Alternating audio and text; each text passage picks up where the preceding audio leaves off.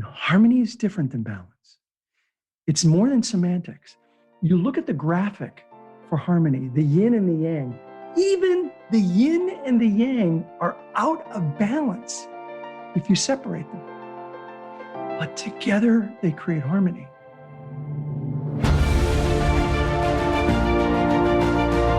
Hello and welcome to the Daily Helping with Dr. Richard Schuster. Food for the brain, knowledge from the experts, tools to win at life. I'm your host, Dr. Richard.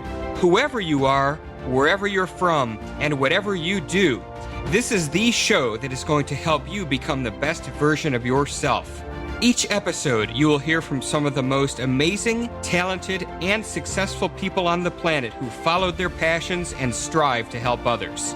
Join our movement to get 1 million people each day to commit acts of kindness for others. Together, we're going to make the world a better place. Are you ready? Because it's time for your Daily Helping. Thank you for tuning into this episode of the Daily Helping Podcast. I'm your host, Dr. Richard, and we have an extraordinary guest that I'm honored to share with you today. His name is Dr. Ivan Misner, and he is the founder and chief visionary officer of BNI, the world's largest business networking organization. Founded in 1985, the organization now has over 10,000 chapters throughout every populated continent of the world. Last year alone, BNI generated 11.5 million referrals, resulting in $16.3 billion worth of business for its members. Called the father of networking by both Forbes and CNN, Dr. Ivan is considered to be one of the world's leading experts on business networking, has been a keynote speaker for major corporations and associations throughout the world. He's also been featured in the LA Times, Wallstreet Journal, New York Times, as well as numerous TV and radio shows, including CNN, the BBC, the Today Show, and others. There's so many great things we're going to get into. Ivan, welcome to the Daily Helping. It is fantastic to have you on the show with us today. Dr. Richard, thank you so much for having me. I really appreciate it. Well, we're going to have a lot of fun. And I really want to start with, because you've accomplished so many things, you've made a difference in so many different ways, but I want to peel back the onion a little bit here and discover your kind of superhero origin story. Did you pop out of the womb and say, I want to be a networker? Or what was kind of the evolution that got you on the path that you are on today? So, how far back do you want to go? Do you want to go to what got me started with BNI, or do you want to go back further? So I'd like to know, were you drawn to entrepreneurship? Were you always drawn to networking people? Like, what was that spark?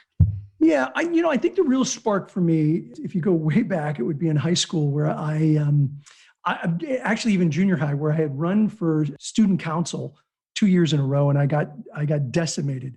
I didn't just lose, I was like last.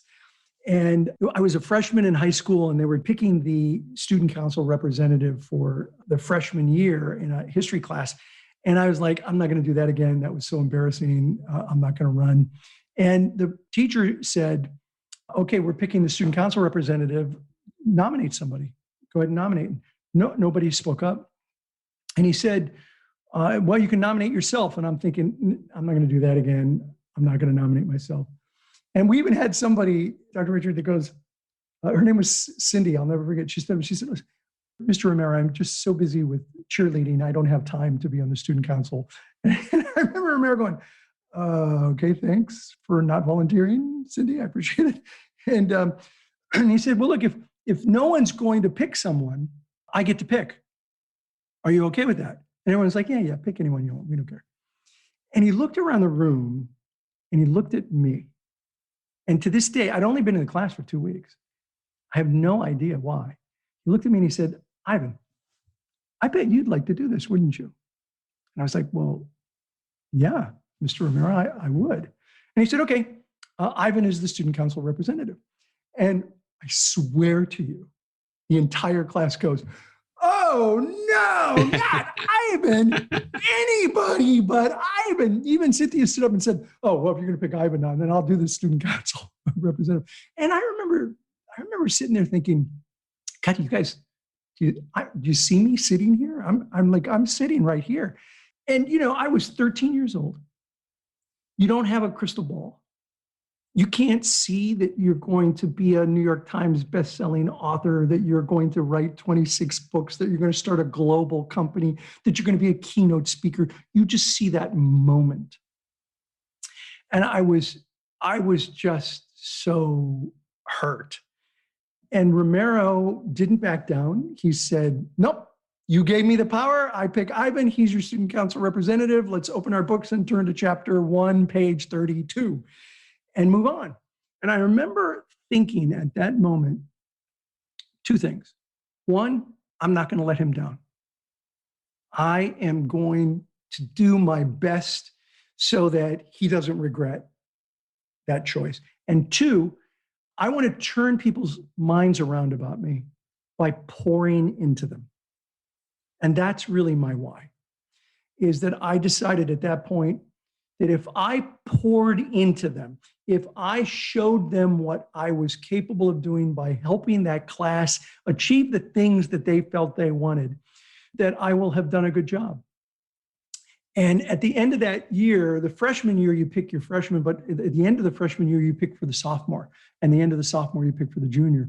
And at the end of that year, that same class, Dr. Richard, that said, oh, no, not Ivan, voted for me to be the sophomore class representative the next year. And I was in student council every year thereafter.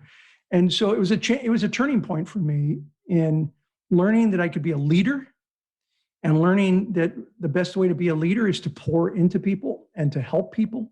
And that when you do that, great things happen. And that was probably my earliest why moment as to, why I kind of do what I do now. Now it's about pouring into people to help them build their business through referrals, which is what BNI is. That story is so wild to me, and I equate it to Michael Jordan, not making his 8th grade basketball team. I mean, it's just so bananas. So you got the bug. You didn't let Mr. Romero down. You did a great job. You're pouring yourself into people. And I want to talk about when and why you decided then to start BNI. Yeah. Well, I'd like to tell you I had this vision of an international organization, but the truth is I needed referrals for my consulting business, and I wanted to help my friends. So it came back again to pouring into people, but it was much more, necessity is the mother of invention. I needed referrals. I knew my friends needed referrals. And we put together this group, and we only allowed from the very beginning one person per profession. And someone came to me after just 3 months and said, hey, this is really great. I could get a ton of business, but my profession's represented. Would you help me open up a second group? And I actually said no to her. I said, this isn't what I do. I'm a business consultant. And she said, well, this is kind of consulting. You're helping me build my business. I'm like, yeah, it's a stretch, but okay. I said yes, because, again, she needed help. I was willing to help. And wow, I had no idea what a chord I struck in the business community. That first year, we opened 20 groups without trying. I opened 20 groups because people kept saying, would you help me open a group? Would you help me open a group? And it was at that point that I sat down, and I've done this for the last 40 years between Christmas and New Year's. I sit down for a few days and reflect. I look back. How did that year go to my plan? And that year was like, wow, where did this come from?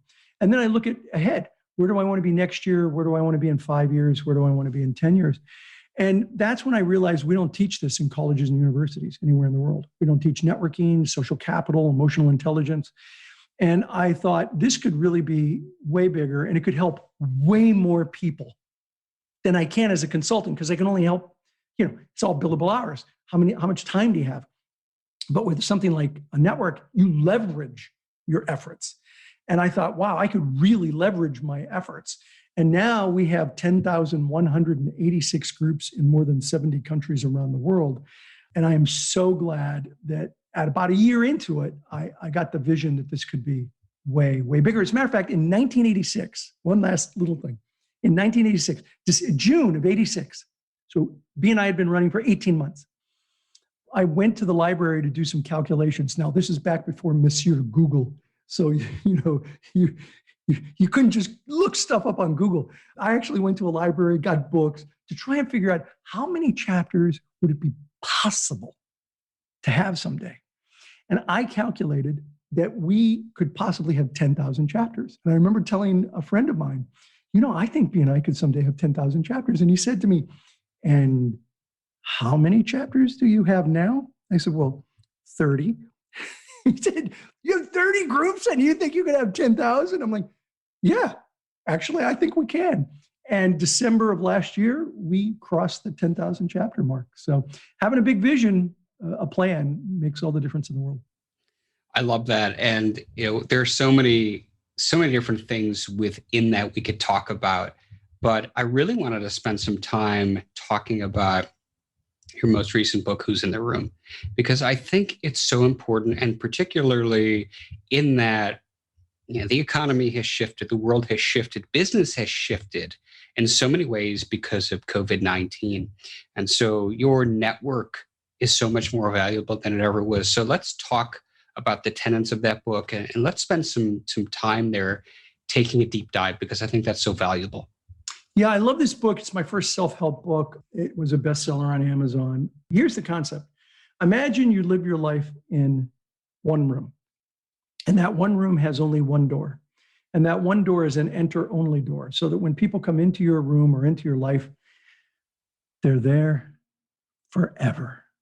You can never get them out. Now, luckily, it's a metaphor. But if it were true, Dr. Richard, if it were true, would you be more selective about the people that you let into your life? Absolutely. Yeah. Well, that's what everybody says. And I would argue that it's actually more than a metaphor. And here's why. Because I hear people say, well, I can get them out of my life. So, it is a metaphor. I can get them out of my life. Okay, fair enough.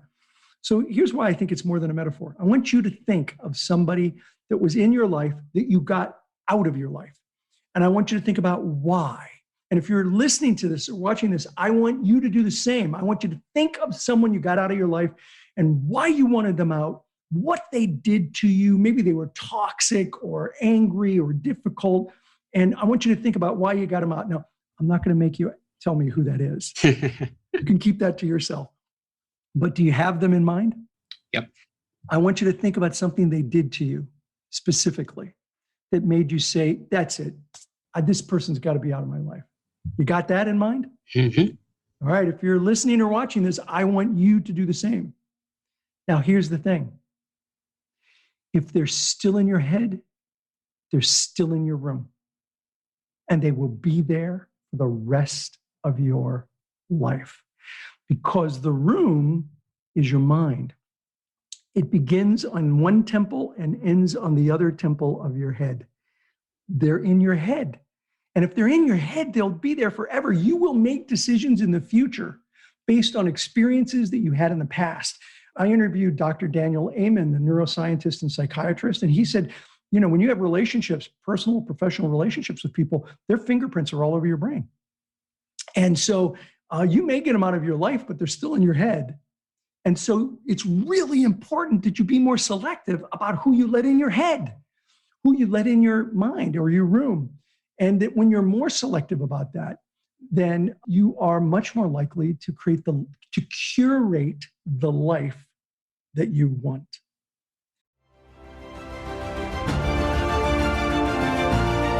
Hey guys, Dr. Richard here. For the past 7 years, I've been privileged to bring you incredible guests who are changing the world and can help you become the best version of yourself.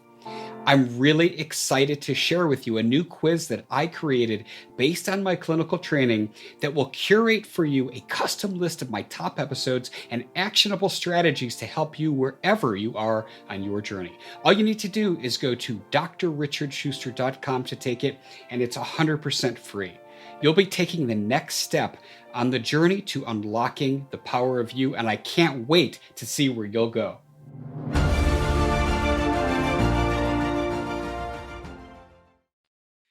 So would you like me to talk a little bit about how that process begins?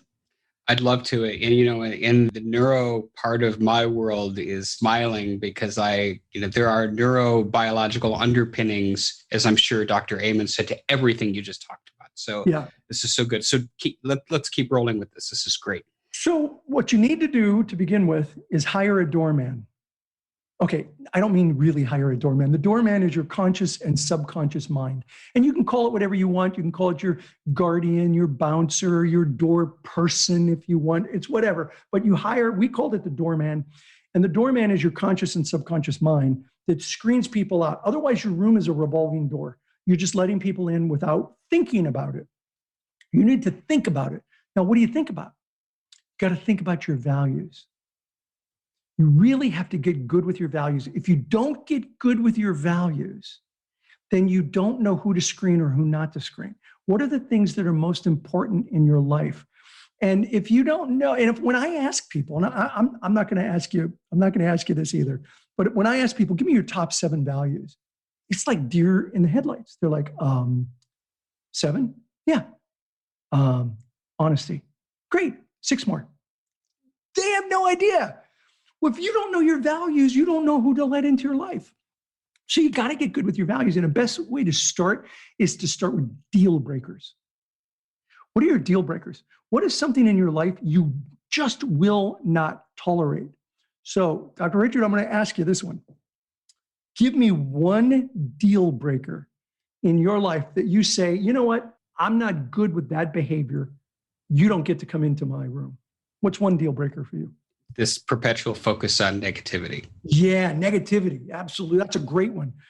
Negativity. So if you're listening to this, I want you to think about your deal breakers, because what happens is when you start with your deal breakers, it's then easier to move into your values. And by the way, in the book, we have a little instrument that you can use, but there are plenty of things online where you can figure out what your values are. Then you train your doorman to look for the deal breakers and the values. My late wife and I had a deal breaker in terms of going out with other couples. We actually had a couple's deal breaker. And the couple's deal breaker was that other couple, generally speaking, had to treat each other with love and respect. And if they didn't treat each other with love and respect, that was not a couple we wanted to spend time with. And that worked really well for us. And that deal breaker helped us figure out our values in terms of working with other people. Now, other people's values don't have to be the same as yours. As a matter of fact, it's good to have people who have different values, but they can't be dissonant. They can't be like fingernails on a chalkboard. They can't be completely incongruent with yours. So they don't have to be the same, but they can't be dissonant with your values. So once you have that, you train your doorman screens people. Then you got to assess the people that are in your room. You got to look at them and say, should I have let this person in my room? And if the answer is no, then you got to figure out how to start managing those people in your room. And that's a tough one. That's probably one of the toughest parts of the book, is how do you deal with the people that are actually in your room that you should have never let in? Or how do you deal with family members that you had no choice over? That's the big part of the book. So I want to spend some time there, because I'm sure that's what's popping into people's head. It's one thing to get rid of a toxic relationship who is maybe a client or a strategic partner, or even a friend that you've had for a long time. And just as you've grown, they've stayed the same, or they've grown in an unhealthy way that isn't good for you. But what about family? Yeah, family's a tough one. How do you have your room guardian deal with family? So the way to deal with it is 2 parts similar. One is they may be in your room, but their baggage has to stay out. And you do that by drawing a line in the sand. And now this is not in the book. This was given to me when somebody read my book. They told me this story. It will be in the second edition. She said, we have a family member. We have a big family. We like to do family events. We get the whole family together. And this one family member, this is the way she described it, at a family event would consistently throw a grenade, metaphorically throw a verbal grenade into the room. And it would create chaos, and people would be yelling and screaming and so mad. And she did that over and over again. And the family met after she read my book. The family met and made a decision. And they all met without her. And they said, at the next family event, when she throws the grenade in the room like she will, everyone just look at her and nod and go, oh, okay. And then go back to whatever you're talking about. Do not engage. And so the first time she did that, sure enough, first time, threw the grenade in. And everyone on cue was like, huh? Okay. And they went right back to their conversation. And she just stood there shocked because nobody interacted with that. And what was really funny was that she did it one more time, but after 2 times, she either didn't come to the events anymore, or when she did, she didn't throw the grenades because she didn't get the reaction. Who knows? I don't get it. I'm not a psychologist. My background's in organizational behavior, but not psychology. I don't get it. But some people thrive on creating chaos in a room. And when she was unable to create the chaos, it went away. And that's how you deal with, they may be in your room, but their baggage has to stay out. That's great. We could probably do a whole episode, on behavioral reinforcement and modifications, because that's what we're really talking about. The stimulus and response and all that exciting stuff. So I love that. I love that because, again, there are people, particularly a lot of the people listening to this show are entrepreneurs. And so many of the people we turn to for support from get-go are our friends and families. And it's one thing for a stranger to say, hey, you know what, Ivan, that's a stupid idea. You're never going to be able to get 10,000 different groups of this. But it's another thing when it's a brother or an aunt or something like that. So to be able to set those boundaries and the way that you described it is so simple, I think that's extraordinarily valuable. It is. And I think, I like to now view people as either engines or anchors. They're either an engine driving you forward, helping you be a better version of yourself, or they're an anchor pulling you down because they don't think you're enough. They don't think you're capable. They don't want they're jealous or whatever the reasons. They're trying to bring you down. The only thing worse is an anchor with an engine attached because it's taking you right down quickly. And so, I think your doorman needs to look at the people around you and say, is this an engine or is this an anchor? Is this person behaving like an engine or is this person behaving like an anchor? And you want more engines in your life and less anchors. So let's say we've trained our doorman and we're being really specific about who's coming in our room. If we've got some of these grenade lobbing family members, we have conditioned them to leave their weapons at the door. Yeah. The next step is getting more engines in the room, getting more engines in our lives. How do we go about doing that? Well, I think it comes, it's about the doorman screening and letting in the right people. And then the question is, what kind of life do you want to live when you're doing that? And so we talk about the secret to balance. So would you like to hear what I believe is the secret to balance, work-life balance? Absolutely. All right, here it is. Forget about balance. You'll never have it. Now, when I say that to people, they're like, oh, really? I mean, I thought I was going to get something good. Okay, you're going to get something good. I think we look at it wrong. We look at balance like our business has to be in balance with our personal life, which has to be in balance with our health and our spirituality, and it's got to all be balanced. Well, the truth is, life, especially for entrepreneurs, is more of a juggling act than a balancing act. And so I don't believe that you can create balance, but I do believe that you can create a life of harmony. And harmony is different than balance. It's more than semantics. You look at the graphic for harmony, the yin and the yang. Even the yin and the yang are out of balance if you separate them. But together they create harmony. And so one of the last parts of the book is talking about how do you create a life of harmony.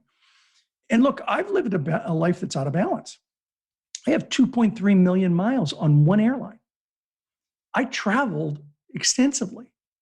And I remember when my son was 17, he's 28 now, about to turn 28. I said to him, we were playing Halo, and he's kicking my butt on Halo. Big screen TV, we're playing Halo. And I said, hey, buddy, was I around enough for you when you were growing up? And he looked at me like I was crazy.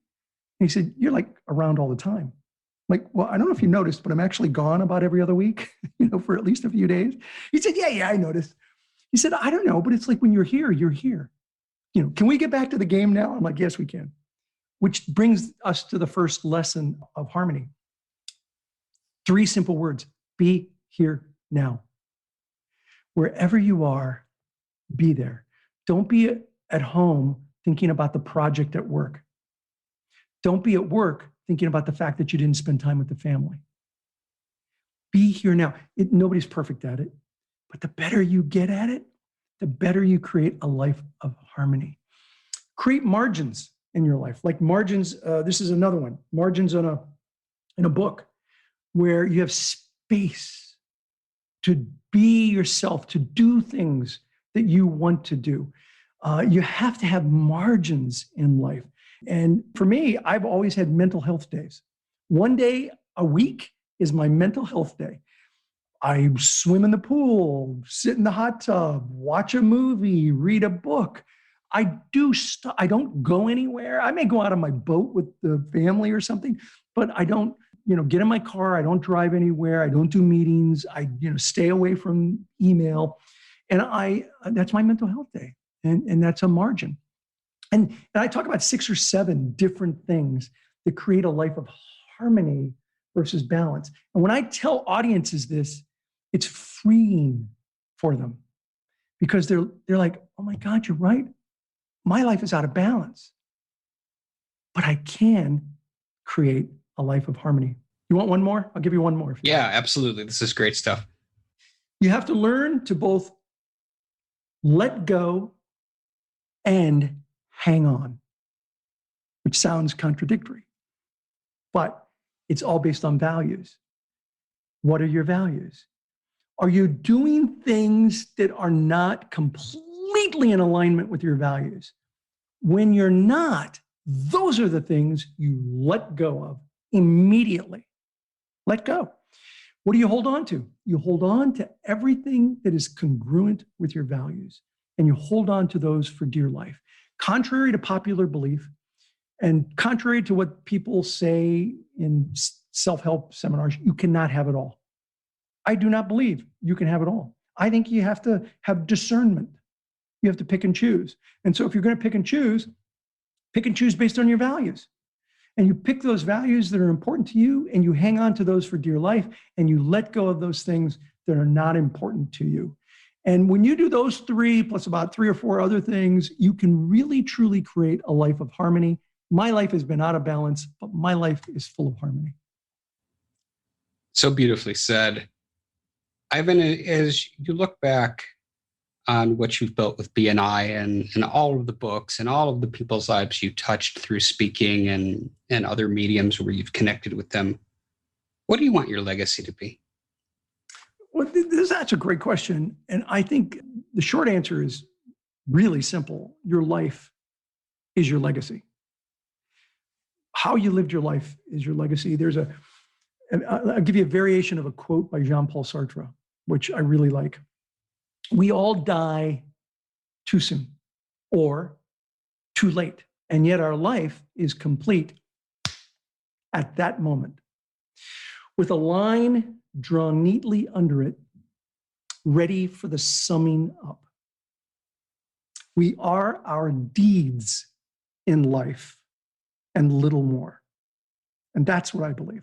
I believe we're our deeds in life. We're the sum total of what we've done, what we've contributed, how we've helped people. We all have people in our story. Mr. Romero is in my story.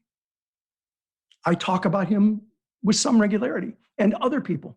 But the real question in life is not who's in our story. The real question is, whose story are we in? Whose life have we changed so that we're in their story? We've done something to help them, and they talk about us and how we may have supported them in some way. And so I think legacy is about whose story are you in? Whose lives have you changed? And I'd like to think that I've changed a few lives. I love this. This is such a great dialogue. Speaking of changing lives, I wanted for you to take a moment and share with us about the work that the BNI Foundation is doing, because I think it's important to highlight that. Yeah. So my late wife and I started the BNI Foundation in 1998. It is focused on children and education. And there are so many, good causes in the world. We chose to focus on children and education. And here's why. Children represent 20% of our population, but they are 100% of our future. And we feel that education is the great equalizer in the world, that people in any standing, if they have a good education, can rise above their past, and they can become something greater than their history, than their experience in the past. And so children and education are our focus. We have given millions and millions of dollars to children's programs. But I think one of the most amazing programs of the BNI Foundation was started by my late wife, called Business Voices. And Business Voices is not about giving money. Business Voices is about giving time. And so what we've done with BNI chapters is they support schools, they support educational programs with time. For example, vocation days where businesses from BNI come into a school and they talk about various businesses, or speed mentoring. Where we've done speed mentoring, where we've gone into a young entrepreneurs program, and you have like 30 or 40 BNI people all in different professions. And then you get like 30 or 50 kids, and you go through and do a speed mentoring where they ask questions of what's it take to be successful? How do you scale a business? What's the most important thing to know? And they talk to 30 different people in like 2 hours. And they walk out of there, their mind is just blown, and they're excited about what's possible in being an entrepreneur. So to me, that's the BNI Foundation is all about supporting young people to be the best that they possibly can be. Thanks for asking about that. And by the way, bnifoundation.com is the website, bnifoundation.com. Awesome. I'm so grateful that you shared that, because that's phenomenal. And we will link to that in the show notes so people can find that as well. Ivan, this time has flown by, and I have truly loved every moment of our conversation.